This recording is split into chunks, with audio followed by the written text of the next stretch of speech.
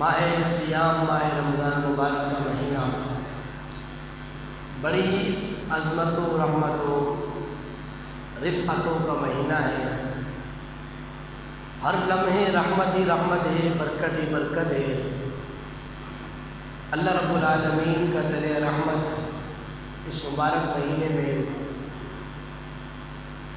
پرجوش ہوتا ہے، اور جو بندہ اللہ کی بارگاہ میں مانگتا ہے اللہ تعالیٰ مانگنے سے زیادہ اس بندے کو عطا فرماتا ہے۔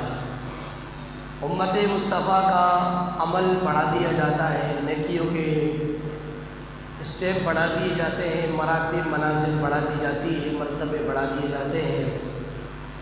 یہ صرف اللہ کے پیارے محبوب صلی اللہ علیہ وسلم کی امت کا انعام ہے کہ انہیں اللہ تعالیٰ نے ماہ رمضان کے مہینے میں بڑا چڑھا کر اجر و ثواب نصیب فرمایا ہے۔ آج 17 رمضان المبارک کا دن ہے، اور 17 رمضان المبارک کو کفر اور اسلام کا معرکہ کہ جسے قرآن مجید نے یوم فرقان کہہ کر یاد فرمایا ہے، تو اسلام اور کفر کے درمیان فرق کرنے کا دن تھا، جسے جنگ بدر کہا جاتا ہے، جو کہ مدینہ منورہ سے 80 میل کے فاصلے پر ایک گاؤں کا نام ہے۔ وہاں پر اللہ کا حکم آنے کے بعد اللہ کے پیارے حبیب نے جہاد شروع فرمایا، اور یہ بڑا عجیب و غریب جہاد تھا، نہ تو مجاہد لڑنے والے ہیں نہ ساز و سامان ہیں، لیکن پھر بھی کامیابی ہزاروں کو نہیں، صرف 313 کو کامیابی ملی، جس میں سے 14 تو ویسے ہی شہید ہو چکے تھے۔ صحابہ انصار و مہاجر میں سے 14 افراد شہید ہوئے، لیکن پھر بھی اللہ نے کامیابی انہی کو اللہ نے عطا فرمائی۔ کیوں؟ اس لیے کہ وہ جو 1000 تھے ان کو یقین اور اعتماد اپنے سردار ابو جہل پر تھا، اور 300 جو 13 تھے ان کو یقین اور اعتماد کالی کمری والے مصطفیٰ کی ذات مبارکہ پر تھا۔ اپنا اپنا نصیب، اپنا اپنا فرق ہوتا ہے۔ انہیں اپنے سرداروں پر یقین تھا، صحابہ کو اپنے پیارے نبی پر یقین تھا کہ ان کی معیت میں، ان کی صحبت میں اللہ تعالیٰ ہمیں شکست عطا نہیں فرمائے گا۔ اللہ تعالیٰ نے کامیابی بھی انہی خوش نصیبوں کو عطا فرمائی ہے، اور جنگ بدر کے صحابہ کرام کو کامیابی ملنے کے بعد قیامت تک یہ اسلوب، یہ قانون، یہ ضابطہ یہ بن گیا ہے کہ مسلمان کبھی بھی کفار کے سامنے اپنی کم تعداد کو دیکھ کر گھبرانا نہیں چاہیے، اگرچہ تعداد میں کم ہو، اللہ رسول پر یقین مضبوط ہونا چاہیے۔ یقین مضبوط کرنا انسان کا کام ہے، کفار کے سامنے کم مسلمانوں کو شکست نہیں بلکہ کامیابی عطا فرمانا یہ میرے رحمان کا کام ہے۔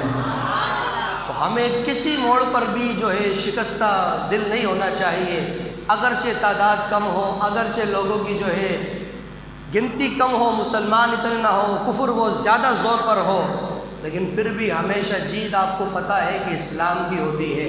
اور یہ ابھی اس وقت جو چل رہا ہے سوشل میڈیا پر ہر ایک کو معلوم ہے، ہندوستان کی سرزمین پر کہ جو کل تک مساجد سے نکال کر نمازیوں کو مارا کرتے تھے، اللہ کے گھر بند کیا کرتے تھے، اپنے مندروں کی آرائش کیا کرتے تھے، آج میرے رب نے پہیا ایسا گوا دیا ہے کہ 142 ہندوستان کے مندر بند ہو چکے ہیں، مسلمانوں کی مسجد کو دوبارہ کھول دیا گیا ہے، ساری مساجد کو وسیع کر دیا گیا ہے، مسلمانوں کو مسجد میں آنے کی اجازت ہے، ہندو کو مندر میں جانے کی اجازت نہیں ہے۔ میں نے کہا کل تک جو اسلام کے دشمن تھے، آج وہ مسلمانوں سے کہتے ہیں کہ تمہارے رب سے دعا کرو، تمہارا رب بڑا ڈاڈا ہے، تمہارا رب بڑا تگڑا ہے، تمہارے رب سے مانگو۔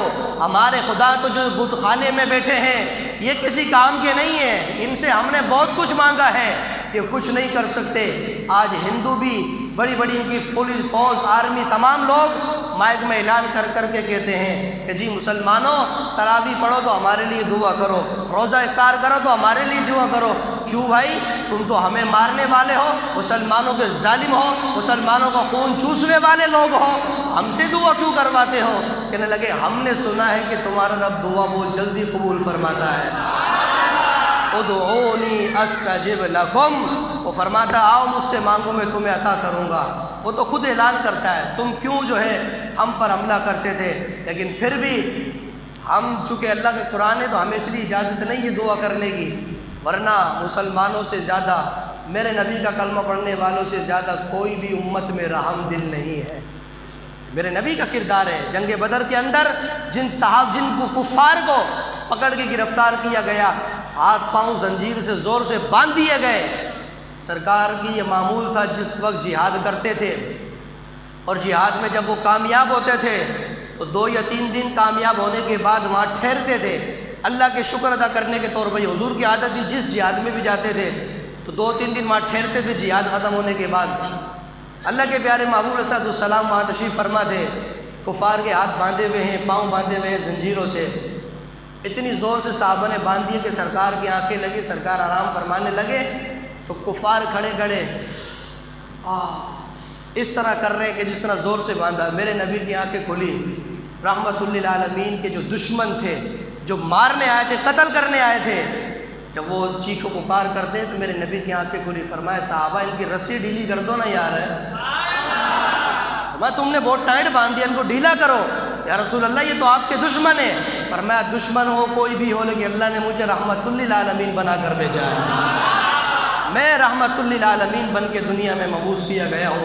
فرمایا صحابہ ان کو قید کر لیا ہے تو چلو ٹھیک ہے، لیکن یہ ہے کہ مہربانی کرو ان کی رسی تو ڈھیلی کرو، ان کو بہت زیادہ تکلیف ہو رہی ہے۔ میرے دوستو بزرگوں، ہم سے لوگ یہ شکوے کرتے ہیں، ہم سے لوگ کہتے ہیں کہ حکمرانوں کے لیے بد دعا نہیں کیا کرو۔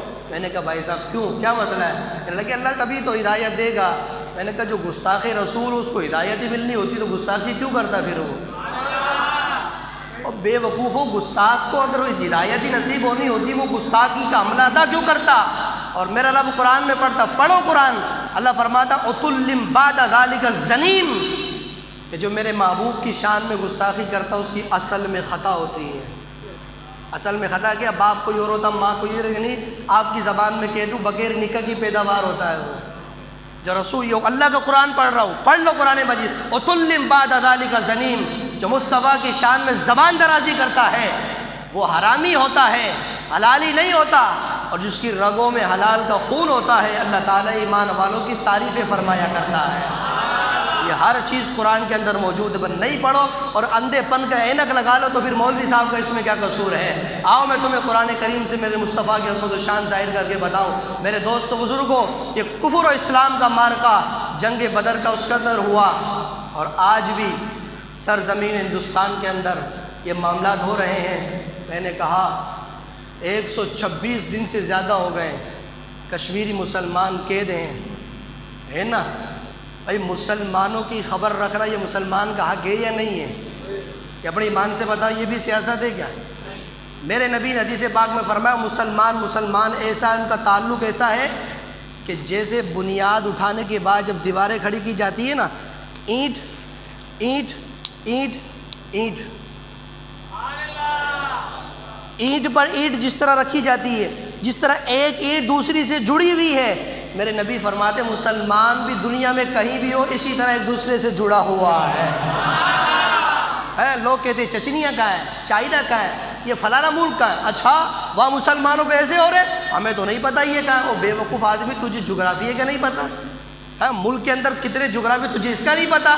کس جہاں پہ مسلمانوں پر ظلم ہو رہا تجھے یہ خبر نہیں ہے؟ تو اپنی مستی میں پورا ہے۔ اور مسلمان کو مسلمان کی خبر رکھنا یہ اللہ کا بھی حکم ہے، میرے مصطفیٰ کا بھی حکم ہے۔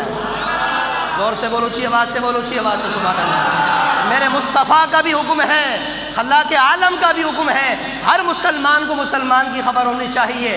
اپنی اپنی نہیں کیا کرو۔ ہندوستان کی سرزمین کے اندر 126 دن سے زیادہ ہو گئے ہندو فوج باؤل کتوں کی طرح مسلمانوں پر حملہ کر رہی ہے۔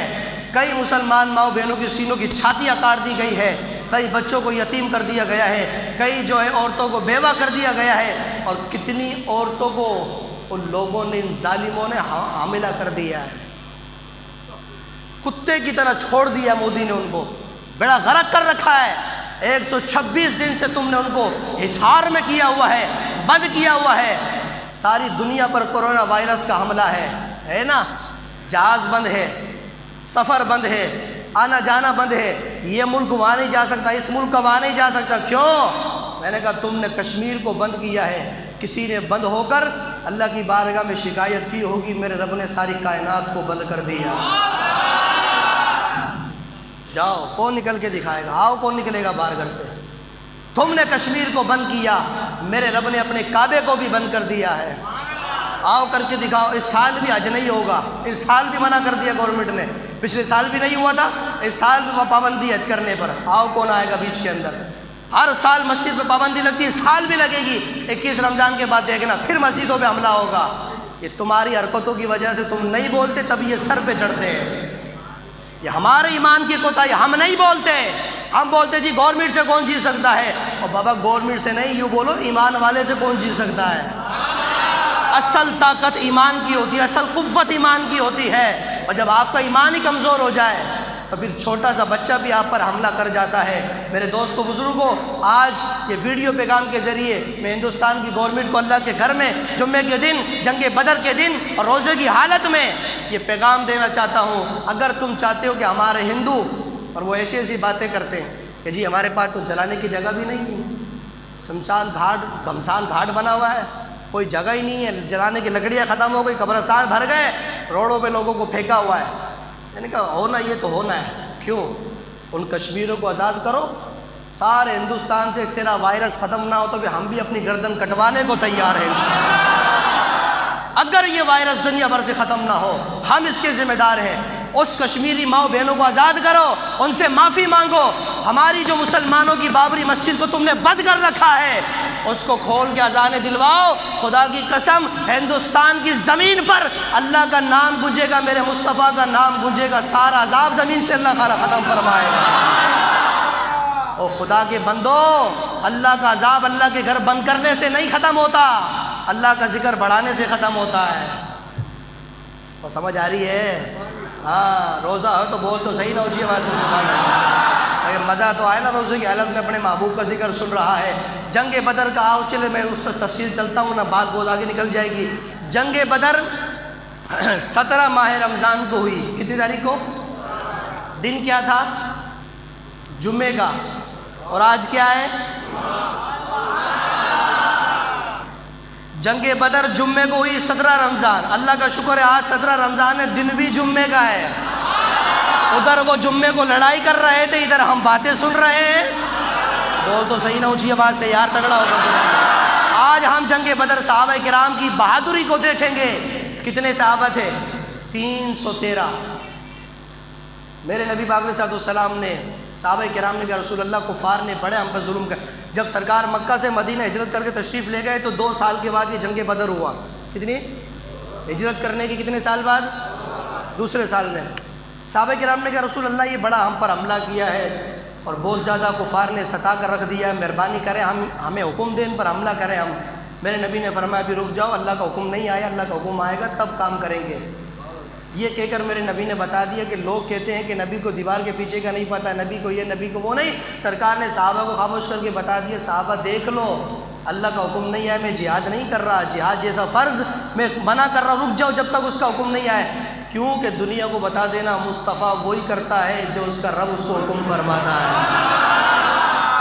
اپنی مرضی سے میں کچھ نہیں کرتا، ان ہوا الا وحی یوحا۔ پڑھو اللہ کا قرآن، اللہ فرماتا محبوب کچھ نہیں بولتا جب تک ہمارا حکم نہیں ہوتا ہے۔ یعنی جب بھی بولتا ہے مصطفیٰ اللہ رب العالمین کے حکم سے آواز نکالتا ہے، اللہ کے حکم سے بولتے ہیں میرے مصطفیٰ کریم۔ توجہ کرنا میرے مسلمانوں، توجہ کیجئے میرے حضور مصطفیٰ کے امتی ہو۔ جنگ بدر کے اندر میرے مصطفیٰ کریم صلی اللہ علیہ وسلم نے فرمایا کہ اللہ کا حکم آ جائے پھر کام کرتے ہیں۔ ٹھیک ہے رسول اللہ، جو آپ کا حکم۔ انتظار کرتے رہے، اللہ رب العالمین نے حکم نازل فرمایا کہ محبوب جہاد کرو دشمنوں کے خلاف، اسلام کے تیرے اور میرے جو دشمن ان کے خلاف جہاد کرو۔ حضور فرمایا کہ صحابہ حکم آ گیا، چلو بدر کی تیاری کرو۔ تمام صحابہ کرام نے تیاری کی۔ کتنے صحابہ تھے؟ 313، اور چند گھوڑے چند لڑائی کے ایک سامان، یعنی مکمل بندے تھے، مکمل سامان بھی نہیں تھا. چلو 313 ہے تو 313 اونٹ ہو، ہر صحابی ایک اونٹ پہ بیٹھ جائے، سامان بھی پورا نہیں، لڑنے کا سامان بھی نہیں، سواری کا سامان بھی نہیں. لیکن چلو لیڈر ہمارا مصطفیٰ ہے نا، سرکار ہمارے لیڈر ہے، کوئی بات نہیں، وہ بڑے کریں. اب دیکھنا سرکار نے کیسے کارنامے دکھائے جنگ بدر کے اندر صحابہ کو.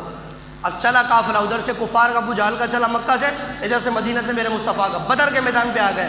بیچ میں لکیر کھینچ دی گئی، یہ بارڈر بنا دیا گیا، یہ مسلمانوں کا بارڈر ہے، یہ شیطان کے بندوں کا بارڈر ہے، یہ رحمان کے بندوں کا بارڈر ہے.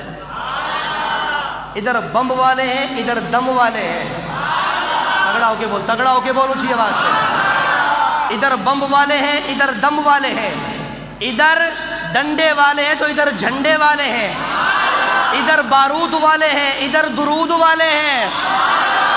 مصطفیٰ کی یہاں رحمان کے بندے بیٹھے ہیں، یہاں شیطان کے ہیں. لائن میرے مصطفیٰ نے بیچ میں کھینچ دی. کفار نے جلدی آ کر، سخت زمین تھی نا، کڑک زمین، اس پہ بیٹھ گئے. وہ تو کفار ابو جہل وغیرہ کڑک زمین پر. اب صحابہ کرام جہاں جا کے بیٹھے زمین پر، وہ تو مٹی ایسی، پاؤں رکھے تو مٹی پاؤں مٹی میں چلا جائے. صحابہ کرام نے کہا رسول اللہ یہ مٹی ایسی، ہمارے پاؤں دب رہے، کو جنگ شروع ہو گئی، بھاگے گے تو پاؤں دب جائیں گے، کیسے لڑائی کریں گے؟ میرے مصطفیٰ فرماتے میں نے چہرہ اٹھایا آسمان کی طرف. حضور فرماتے چہرہ میں نے ایسے اٹھایا، رب نے فرمایا محبوب بتاؤ کیا بات ہے، کیا مانگتے ہو؟ یا اللہ میرے غلام کہتے ہیں کہ یہ مٹی ایسی ہے کہ پاؤں دبتے ہیں، تو ایسا کر یہ گرم بھی ہو رہی ہے، بارش فرما تاکہ ٹھنڈی ہو جائے اور یہ جم جائے، ان کے پاؤں نہیں دبے. فرما محبوب یہ کون سی بات ہے؟ اتنا کہا اللہ تعالیٰ نے فوراً جنگ بدر کی رات بارش نازل فرمائی. اتنی بارش ہوئی کہ جو گرم ریت تھی وہ بھی ٹھنڈی ہو گئی، جو بالکل خراب تھی پانی اس سے وہ بالکل سخت ہو گئی. صحابہ کرام کو اللہ کی طرف سے سکون نصیب ہو گیا ہے، بالکل ٹھنڈا ہو گیا، بیٹھ گئے. اب میرے مصطفیٰ نے فرمایا بھائی رات گزارنی ہے، صبح جنگ شروع ہوگی. جنگ بدر شروع ہوئی صبح فجر کے وقت، زہر تک چلتی رہی، زہر میں فائرنگ ہوئے. توجہ کرنا، تفصیل بہت زیادہ، میں صرف خاص پوائنٹ نکالنے لگا ہوں. فجر کا وقت شروع ہوا، جب جنگ شروع ہوگی، ابھی پوری رات گزارنی ہے. صحابہ کیا کریں؟ میرے نبی نے فرمایا میرے لیے بنگلہ تیار کرو، 2-3 اے سی وی سی لگاؤ، اور میں آرام کروں گا، تمہارا لیڈر ہوں اور تم میرا دھیان کرو، صبح دیکھا جائے گا. نہیں، فرمایا ابو بکر صدیق سے میرے صحابہ نے، میرے حضور نے فرمایا صحابہ میرے لیے عریش تیار کر دیا جائے. عریش کیا؟ ایک جھوپڑی نما گھر، چھوٹا سا، بالکل آقا، درخت کی کھجور کی ٹہنیاں توڑ کے اس کو بنا دیا گیا، پردہ ڈال دیا گیا. حضور اندر چلے گئے، ساری رات اپنی جان ہتھیلی پہ رکھ کر جو کفار کے سامنے آنکھیں ڈال کے بیٹھا ہوا تھا اور حضور کی چوکٹ کا جو خیال کر رہا تھا. اندر نبی ہے جو باہر بیٹھ کر چوکی داری کر رہا تھا، پولیس والی کر رہا تھا، اس کا نام ابو بکر صدیق ہے. کفار کے سامنے اپنے آپ کو جان ہتھیلی پر رکھ کر صدیق اکبر سامنے بیٹھے ہوئے تھے، پوری رات حضور کی حفاظت کر رہے ہیں. صدیق اکبر کہتے ہیں میں نے اپنی آنکھوں سے دیکھا، میں اس بات کا گواہ ہوں. کہتے ہیں اگر کسی قوم کا لیڈر ہو تو وہ تو رات کو سوتا ہے تو صبح معاملات دیکھتے ہیں، قوم پریشان ہوتی ہے، لیکن میرے نبی کیسے لیڈر تھے؟ صدیق اکبر کہتے ہیں ساری رات مصطفیٰ سوئے نہیں ہے، سر مصلے پہ رکھا ہوا تھا. ساری رات رسول اللہ سوئے نہیں ہے، سر مصلے پہ تھا. اور ابو بکر صدیق کہتے ہیں میں نے خود اپنے کانوں سے سنا، سرکار اس جھوپڑی کے اندر اس طرح رو رہے تھے جیسا ایک بچہ اپنی ماں کے دودھ کے لیے روتا ہے، اس طرح ہچکی بھر بھر کے رو رہے تھے. اے ابو بکر کیا کہہ رہے تھے؟ فرماتے سرکار کہہ رہے تھے کہ یا اللہ یہ 313 ہے، اگر یہ بھی ختم ہو گئے تو قیامت تک تیرا نام لینے والا کوئی باقی نہیں رہے گا، مدد فرما. کہتے جب صبح کا وقت ہوا، سوتے دعا کرتے کرتے نیند طاری ہو گئی، سرکار سو گئے. صبح کا وقت ہوا، ایک دم اچانک سرکار نے دیکھا کہ جنگ بدر لگا ہے. سرکار نے فرمایا جاؤ شروع کرو. ابو حضرت عمر نکلے، حضرت امیر حمزہ نکلے، اور ابو بکر صدیق اپنے بیٹے عبد الرحمن کے مقابلے میں نکلے. چلتے چلتے ساتھ جب سرکار نے اشارہ کیا جاؤ شروع کرو. اب جب جنگ شروع ہوئی نا، ادھر 313، ادھر ہزاروں کا لشکر، سامان ہزاروں سے زیادہ، لڑنے کا بھی، کھانے پینے کا بھی، ادھر کھانے کا سامان بھی نہیں، بھوکے پیاسے. لیکن میرے مصطفیٰ کے چہرے پر غمزدگی کے آثار، سرکار اداس. لیکن یہ محبوب وہ ہے کہ چہرہ جب اداس ہوتا تو اللہ تعالیٰ تسلی عطا فرماتا ہے، وہ تسلی دیتا محبوب آپ کیوں پریشان ہو رہے ہو. لیکن جب سرکار کے چہرے پر اداسی آئی کہ مولا پتہ نہیں کیا بنے گا، اللہ خیر فرمائے، بس اتنا کہا، کھڑے کھڑے اچانک مسکرانے لگے. میں نے کہا وہ زلفیں سنوارتے ہیں تو اللہ کی کائنات میں باہر آ جاتی ہے. میں بول تو صحیح نہ اسی آواز سے سنا. وہ زلفیں سنوارتے اللہ کی کائنات میں باہر آ جاتی ہے. اور وہ اگر کھڑے ہو کے مسکراتے تو اللہ کی کائنات میں روشنی ہو جاتی ہے۔ اللہ وہ میرے مصطفیٰ کی شان۔ حضور مسکرانے لگے، صدیق اکبر کہتے ہیں رسول اللہ کیا بات ہے، اللہ خیر فرمایا، مسکرائے کیوں؟ میرے آقا فرماتے ہیں میں اداس تھا کہ کیا بنے گا، اللہ کا شکر ہے میری آنکھوں سے دیکھو سامنے 3000 فرشتے ہماری مدد کے لیے تشریف لا چکے ہیں۔ اللہ کا قرآن ہے 14 سپارہ، ایک آیت میں 3000 ایک میں 5000، فرمایا وہ دیکھو فرشتے آ گئے، اب ہمارا مسئلہ حل ہو جائے گا۔ اب جی کے فرشتے آ گئے، لڑائی جھگڑے کی سارے معاملات ہوئے، جیت گئے۔ ایک صحابی بھاگے بھاگے آئے، یا رسول اللہ آپ توجہ کرنا، آواز مجھے ابھی تک آپ کی نہیں آئی جو آنی چاہیے، اب اس بات پر دیکھوں گا آپ کتنے تگڑے ہیں، روزے کی حالت میں ہیں یا نہیں ہے، ابھی پتہ چلے گا کون روزے کی حالت میں یار کی بات سننا چاہتا ہے۔ شروع سے ابھی تک مجھے آواز جو آنی چاہیے تھی وہ نہیں ملی، اور بابا میرا بھی زور لگ رہا ہے تو بھی زور لگانا اپنا یار ہے۔ اور سن میرا جملہ سن، حضرت عکاشہ رضی اللہ تعالیٰ عنہ، جنگ چل رہی ہے، چلتے چلتے تلوار ٹوٹ گئی، لڑتے لڑتے تلوار تو ٹکڑے ہو گئے، سرکار کی بارگاہ میں یا رسول اللہ، جی آقا میری تلوار ٹوٹ گئی، مقابلہ چل رہا ہے میرا۔ فرمایا پھر؟ اگر تلوار نہیں ہے میں کیا کروں؟ فرمایا ایسا کرو سامنے جاؤ درخت کی ٹہنی توڑ کے لاؤ، جاؤ درخت کی ٹہنی توڑ کے لاؤ۔ وہ حضرت عکاشہ کہتے ہیں میں گیا، جا کے درخت کی ٹہنی توڑ کے لایا، میرے مصطفیٰ کے ہاتھ میں دی، سرکار نے اپنا ہاتھ پھیرا درخت کی ٹہنی پر، فرمایا جا کے جہاد کر، جو میرے صحابہ تلوار سے لڑ رہے ہیں وہ کام تلوار نہیں کرے گی جو کام تیری لکڑی کرنے والی ہے، جا تیرا کام وہ نہیں کرے گی جو ان کی تلوار کر رہی ہے، تیرا کام یہ چھڑی زیادہ کرے گی۔ میرے دوستوں بزرگوں، وہ صحابی کہتا ہے میں چھڑی ہاتھ میں لے کر گیا، ادھر مارا، کہتا ہے میں تو حیران تھا، جو چھڑی سرکار نے میرے ہاتھ میں دی نا، کسی کافر کو اٹھانے کے لیے مارتا اور مارنے کے لیے اٹھاتا، کہتا اوپر بعد میں آتی اس کی گردن پہلے کٹ جاتی۔ حدیث پاک ہے، وہ صحابی کہتا ہے کہ وہ چھڑی بعد میں اوپر آتی، گردن پہلے۔ میں بڑا حیران تھا کہ تلواروں سے مار مار کے بھی نہیں کٹتی، یہ بڑی خطرناک تلوار دی ہے مصطفیٰ نے، یہ کون سی تلوار؟ لیکن برحال چکے وہ یہ ہے، جب فارغ ہو گئے جنگ، زور کا وقت ہوا، جنگ فتح ہو گئی، میرے مصطفیٰ نے اللہ کی بارگاہ میں سجدہ شکر ادا کیا۔ حضرت معاذ و معوذ چھوٹے چھوٹے بچے، لیکن ان کی گھٹی میں انڈیا کے گانے نہیں تھے، مصطفیٰ کی نعت تھی، چھوٹے چھوٹے بچے۔ حضرت عبد الرحمن سے کہتے چچا ابو جہل کہاں ہے؟ کیوں کیا ہو گیا؟ ہم نے سنا ہمارے نبی کو وہ گالی دیتا ہے، ہم نہیں چھوڑیں گے۔ اور عبد الرحمن نے کہا بھائی تم اتنے سے ہو، کیا ہو گیا تمہارے کو؟ وہ سردار ہے، وہ سردار ہے، وہ اونٹ پہ بیٹھا، وہ دیکھو سامنے گھوڑے پر بیٹھا ہوا ہے اور ساری فوج کا دستہ کھڑا ہے، تم کیا؟ ہمیں تلوار دو ہم اس کو مار کے آئیں گے۔ اللہ خیر فرمایا کیسے مار کے آؤ گے؟ تلوار نکالی دونوں بچوں نے، جنگ کے اندر چلتے چلتے جب ابو جہل جہاں گھوڑے پر بیٹھا تھا وہاں پہنچ گئے، بچوں نے کہا اوے نیچے اتر۔ بھائی جب آپ کے اندر غیرت ایمانی جرت ہوگی نا تو پھر کفار بھی آپ سے ڈریں گے۔ بچوں نے کہا معاذ و معوذ چھوٹے چھوٹے، کہا نیچے اتر۔ ابو جہل نے کہا کیا بات ہے؟ کہا ہم نے سنا ہے تو گالی دے مر جائیں گے یا مار دیں گے ناری کو، سنا ہے گالیاں دیتا ہے محبوب پیاری کو، ابھی نیچے اتر تو۔ اس نے کہا کیا بات ہے؟ کہ ہمارے نبی کو گالی بکتا گستاخی کرتا تم نہیں چھوڑیں گے۔ اس نے کہا بے بھائی ایک گھوڑے نے پونچھ ہلائی نا تو تم آگے پیچھے ہو جاؤ گے، ہلکا سے پونچھ ہلائے گا تمہیں اٹھا کے پھینک دے گا، تم مجھے کہا اتر تو صحیح۔ اس نے کہا میں نہیں اترتا، جاؤ مر جاؤ گے۔ بچوں نے کہا بھائی یہ تو نہیں اترے گا، بڑا ڈاڈا بڑا تگڑا ہے، مارا کیسا جائے؟ تو ایک بھائی نے کہا ایسا کرو اس کے گھوڑے کی ٹانگیں کاٹ دو، اس کے گھوڑے کی ٹانگیں کاٹو، سالے کی گھوڑے کی ٹانگیں کٹے گی، خود ہی گر مرے گا، خود ہی آدم ہے۔ اچھا لائی تلوار گھوڑے کی ٹانگوں پہ ماری، گھوڑے کی آگے والی ٹانگیں کٹی، گھوڑا گرا، جیسے ہی گھوڑا گرا ابو جہل نیچے گرا، دونوں بچوں نے تلوار مار کے فوراً قتل کر دیا اور بھاگے بھاگے مصطفیٰ کی بارگاہ میں گئے۔ ایک بچہ کہتا آقا میں نے مارا ہے، دوسرا کہتا آقا میں نے مارا ہے۔ میرے نبی نے فرمایا ایک کو کہوں گا دوسرا اداس ہوگا، فرمایا پریشان نہیں ہو، اللہ نے دونوں کو انعام عطا فرما دیا ہے، تم دونوں نے اس کو مارا ہے، تم دونوں جنتی ہو۔ میرے مصطفیٰ نے فرمایا میدان بدر میں کون جائے گا؟ اور ابو جہل کی خبر لے کے کون آتا ہے؟